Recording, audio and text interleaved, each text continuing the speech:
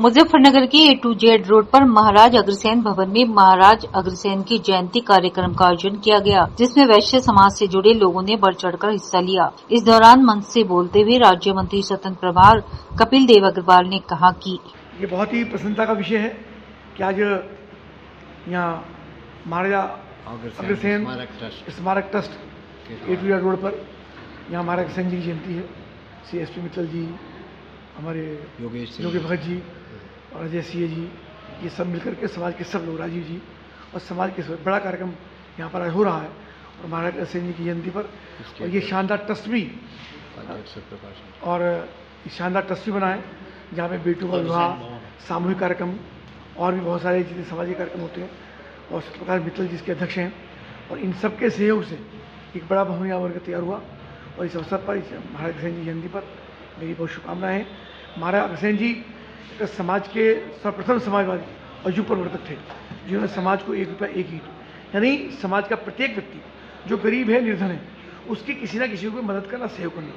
और माननीय प्रधानमंत्री जी, माननीय मुख्यमंत्री योगी आदित्यनाथ जी भी उनकी नीतियों पर चलते हुए लगातार समाज के प्रत्येक वर्ग को, जो गरीब है, निर्धन है, किसी न किसी रूप में उसकी आवश्यकताएँ हैं, उन सब की पूर्ति करने का काम कर रहा है।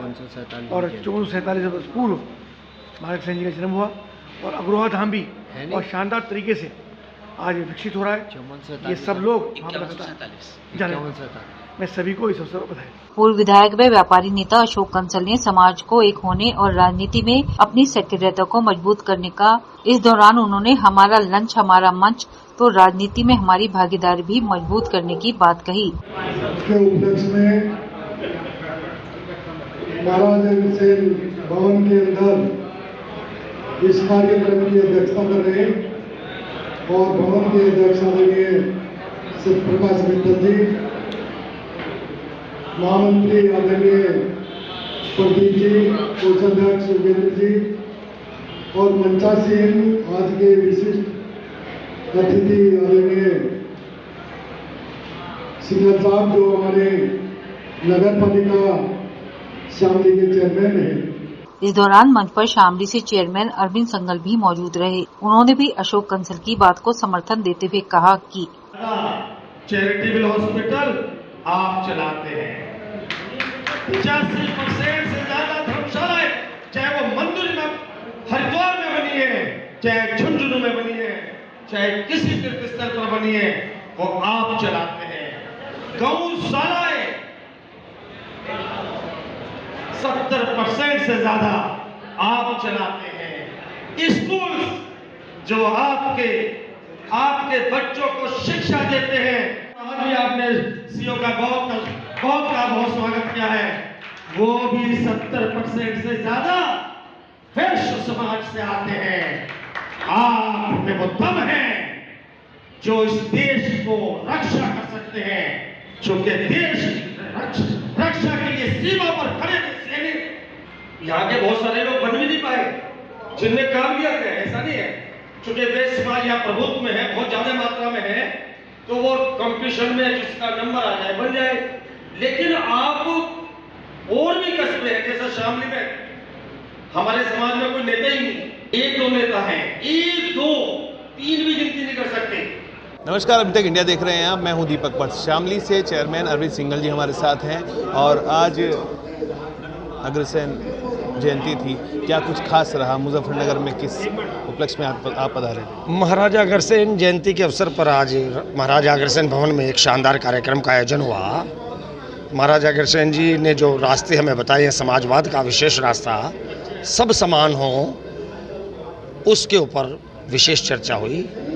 और यहाँ महाराजा अग्रसेन भवन के ट्रस्टी और अध्यक्ष और संरक्षक सब ने मिलकर एक वाकई भव्य कार्यक्रम किया। आज सबके मुंह पर एक ही बात थी, लंच हमारा मंच हमारा, तो राजनीति में हमारे कदम क्यों नहीं है? आपने भी खुद माना है कि राजनीति में हम बहुत कम हैं। आगे बढ़ चढ़ के अगर हम पीएम तक चुनने की हिम्मत रखते हैं तो क्यों ना हम खुद उस पद तक पहुँचे। तो क्या कुछ खास कहेंगे? क्योंकि धर्मशालाएं आप चला रहे हैं, शिक्षक संस्थान आप चला रहे हैं, बहुत सारा योगदान आपका है, तो राजनीति में योगदान को लेकर क्या कुछ वजह रही, आगे भविष्य क्या देख रहे हैं? राजनीति में वैश्य समाज निश्चित रूप से कम है, जितना संख्या हमारी है और हमारा आह्वान ये रहा है कि मंच हमारा लंच हमारा, तो सत्ता में भी भागीदारी हमें उतनी मिलनी चाहिए और धीरे धीरे हम आगे बढ़ भी रहे हैं। आज केंद्र की राजनीति से लेकर स्टेट की राजनीति तक लगभग हम अब अपने स्थान तक पहुंच रहे हैं। ज़्यादातर परिवार में आपके बच्चों को देखा जाता है उद्योगपति हैं तो बेटे भी उद्योगपति बनते हैं। आपने बोला है कि नहीं भाई छोड़ो, साथ में राजनीति भी अपनाओ। बिल्कुल, देखिए साहब, उद्योगपति आप हैं, आप बहुत बड़े डॉक्टर इंजीनियर हैं, लेकिन अगर राजनीति में नहीं है तो आपको कोई भागीदारी नहीं मिलने वाली है। आने वाले समय में आपको पीछे धकेल दिया जाएगा। हमें राजनीति में भी उतना ही रहना पड़ेगा जितना हमें इंजीनियर डॉक्टर बनने में, IAS ऑफिसर बनने में लग रहे हैं। हमें राजनीति में भी रहना पड़ेगा, तभी हमारी किसी भी व्यक्ति की पहुंच हो सकती है। नुकसान और फायदे क्या देख रहे हैं राजनीति में? क्योंकि आज की राजनीति बताते हैं कि राजनीति इतनी गंदी हो गई है, कब कौन से बोल किसके मुंह से कड़वे निकल जाए और कब उसका नाश और विनाश की चर्चा हो जाए। तो आप जो समाज है, आपका समाज है, वो क्या फायदे और नुकसान देख रहा है राजनीति में? आने पर क्या फायदा है और ना होने पर क्या नुकसान है? समाज के अगर अच्छे लोग राजनीति में नहीं आएंगे तो नुकसान है। इसलिए हम कह रहे हैं कि राजनीति में वैश्य वर्ग अच्छे लोग आएँ, चूँकि अगर अच्छे लोग नहीं आएंगे तो देश को संभालेगा कौन?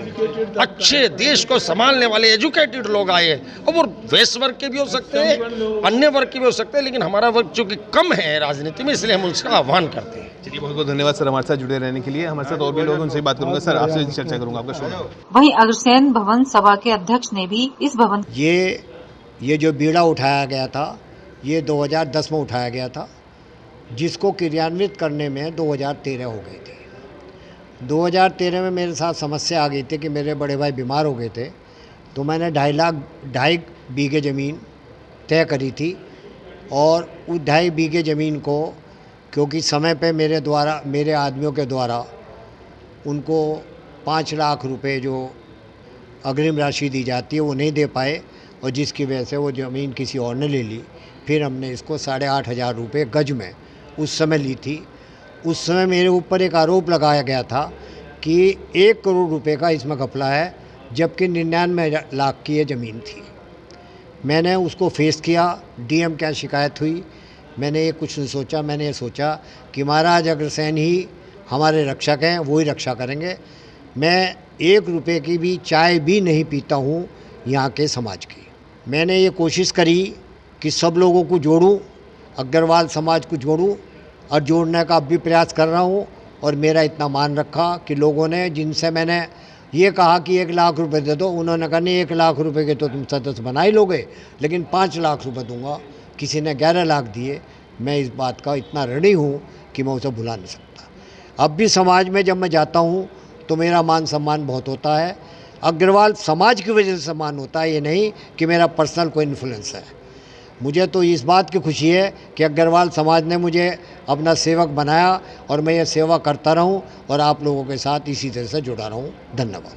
महाराज अग्रसेन भगवान श्री रामचंद्र जी के 34वीं पीढ़ी के वंशज हैं, और आज जो हम जयंती मना रहे हैं वो उनका 5147वें वर्ष की जयंती मना रहे हैं। यानी कि इतने वर्षों से हम उनके वंशज हैं। और भगवान श्री राम जो हैं वो विष्णु भगवान के अवतार हैं, और भगवान विष्णु इस सृष्टि के पालनहार हैं।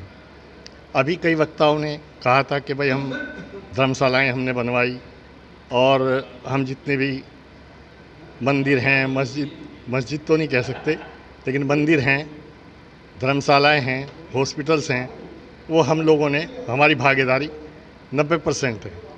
भगवान श्री रामचंद्र जी की जो रामलीलाएँ हो रही हैं उनमें भी हम 90% से ज़्यादा योगदान कर रहे हैं।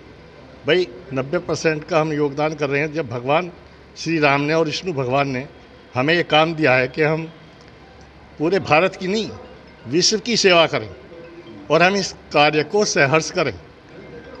लेकिन हमारे समाज में कमी क्या होती जा रही है कि हमें अपने पूर्व इतिहास का नहीं पता कि हम कौन हैं, क्या हमारा दायित्व है। तो हमारा दायित्व जो है वो हम उसे निभा रहे हैं, लेकिन हम उस दायित्व के बदले, हमें दायित्व के बदले लोग क्या समझ रहे कि ये तो भाई व्यापारी हैं, ये तो चोर हैं। भाई हम चोर नहीं हैं, हम चीफ हैं, ना कि, यानी कि हम मुख्य हैं, ना कि चोर।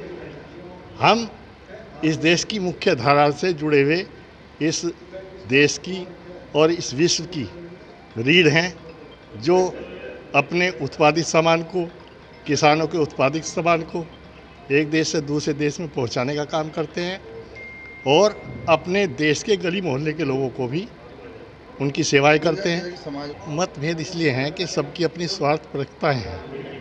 सब चाहते हैं कि मेरा नाम हो, दूसरे का ना हो। वो समाज के बारे में नहीं सोच रहे कि समाज में इसका क्या संदेश जाएगा।